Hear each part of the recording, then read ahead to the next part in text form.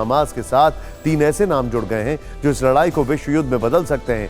Iran, रूस और चीन हमास को समर्थन देते दिखाई दे रहे हैं। पूरी दुनिया में इस वक्त कुछ सवाल पूछे जा रहे हैं। पहला सवाल, क्या इजराइल पर अब तक के सबसे बड़े हमले में हमास को ईरान, रूस और चीन का डायरेक्ट साथ था? दूसरा सवाल, क्या ईरान, रूस और चीन ने हमास के लड़ाकों को ट्रेनिंग दी? तीसरा सवाल, क्या रूस ने हमास को रॉकेट और दूसरे हथियार बनाने की तकनीक सप्लाई की? और चौथा सवाल, क्या हमास द्वारा दागे गए रॉकेट बनाने में चीन के सामान का इस्तेमाल हुआ? हमास के चीन कनेक्शन को लेकर चीनी मूल की पत्रकार जेनिफर जेंग ने चौंकाने वाले खुलासे किए हैं। जेनिफर जेंग ने दावा किया है कि हमास ने इजराइल पर हमला करने के लिए जिन रॉकेट का इस्तेमाल किया उसका सीधा कनेक्शन चीन से है। ऐसा दावा क्यों कर रही हैं जेनिफर जेंग? उनके पास सबूत भी होंगे कुछ, आइए देखते हैं।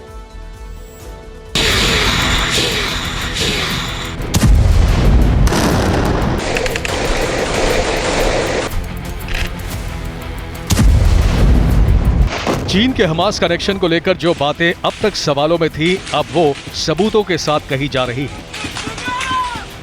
चीनी मूल की पत्रकार जेनिफर जेंग ने सबूत के तौर पर 2 तस्वीरें शेयर की हैं। जेनिफर जेंग का दावा है कि हमास ने इजराइल पर हमले के लिए जिन रॉकेट का इस्तेमाल किया उन्हें चीन के शेंडोंग में स्थित लियोंग स्टील पाइप फैक्ट्री में बनाया गया था। जेनिफर जेंग ने अपने दावे के समर्थन में चीन के बड़े वेब पोर्टल्स में से एक नेटईस्ट का एक आर्टिकल शेयर किया है। 10 अक्टूबर को पब्लिश इस आर्टिकल में कहा गया है कि हमास अब लियांग स्टील पाइप का इस्तेमाल नहीं करता है, बल्कि वो 15 बैरल 114 रॉकेट का इस्तेमाल करता है। लेख में लियोंग स्टील पाइप को लेकर सफाई देने की कोशिश की गई है। जेनिफर जेंग के मुताबिक इसमें लिखा है, ऐसा पाया गया है कि साल 2015 में हमास ने रॉकेट बनाने में लियांग स्टील पाइप का इस्तेमाल किया था। उस समय लियांग स्टील ने गैस पाइप बिछाने के लिए मिडिल ईस्ट देश में पाइप सप्लाई किए थे। लेख में इस बात पर हैरानी जताई गई है कि ये पाइप हमास के पास कैसे पहुंचे।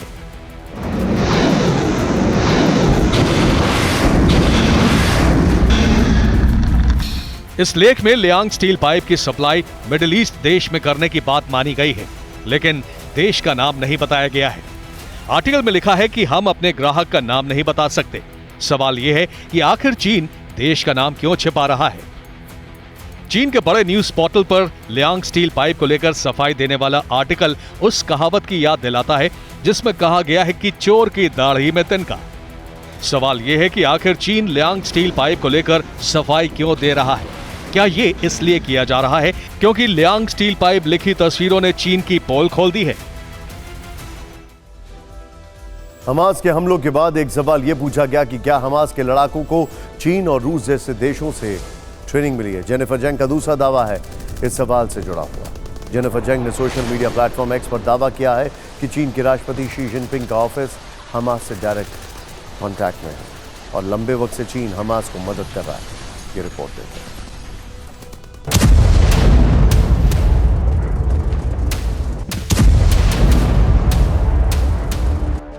ये मोहम्मद दाइफ है, हमास की मिलिट्री विंग अल कस्साम ब्रिगेड का प्रमुख। वही अल कस्साम ब्रिगेड जिसने इजराइल की खुफिया एजेंसी मोसाद और आयरन डोम को नाकाम कर दिया। इजराइल पर विध्वंसक हमले की पूरी प्लानिंग मोहम्मद दाइफ की लीडरशिप में ही तैयार हुई थी। चीनी मूल की पत्रकार जेनिफर जेंग ने मोहम्मद दाइफ और चीन के रिश्तों पर विस्फोटक खुलासा किया है। सोशल मीडिया प्लेटफॉर्म एक्स पर जेनिफर जेंग ने दावा किया है कि हमास कमांडर मोहम्मद दाइफ को चीन की पीएलए ने ट्रेनिंग दी थी। जेनिफर जेंग का दावा है कि मोहम्मद दाइफ ने चीन के शिजिया जुआंग शहर में पीएलए के ऑर्डिनेंस इंजीनियरिंग कॉलेज में पढ़ाई की और गांसू प्रांत में एक चीनी मुस्लिम महिला से शादी की। अगर ये दावे सही हैं तो इसका सीधा मतलब है कि हमास का कमांडर मोहम्मद दाइफ कई साल चीन में रह चुका है, जबकि पूरी दुनिया उसे सिर्फ एक तस्वीर से पहचानती है। दावा किया जा रहा है कि जिनपिंग ने हमास को ट्रेनिंग, हथियार और दूसरी मदद मुहैया कराई। जेनिफर जेंग का दावा है कि हमास के पीछे रहस्यमयी ताकत चाइनीज कम्युनिस्ट पार्टी यानी सीसीपी और शी जिनपिंग के ऑफिस की है। शी जिनपिंग ने हमास को हर तरह की मदद और समर्थन का वादा किया है। दावा है कि चीनी राष्ट्रपति जिनपिंग का ऑफिस हमास और ईरान के सीधे संपर्क में है। यह भी एक इत्तेफाक है कि इस हमले से ठीक 4 महीने पहले चीनी राष्ट्रपति शी जिनपिंग और फिलिस्तीनी राष्ट्रपति महमूद अब्बास की मुलाकात हुई थी। इस मुलाकात में दोनों के बीच रणनीतिक सहयोग को लेकर साझा घोषणा पत्र भी जारी किया गया था। ये सारी चीजें अंडर इन्वेस्टिगेशन है।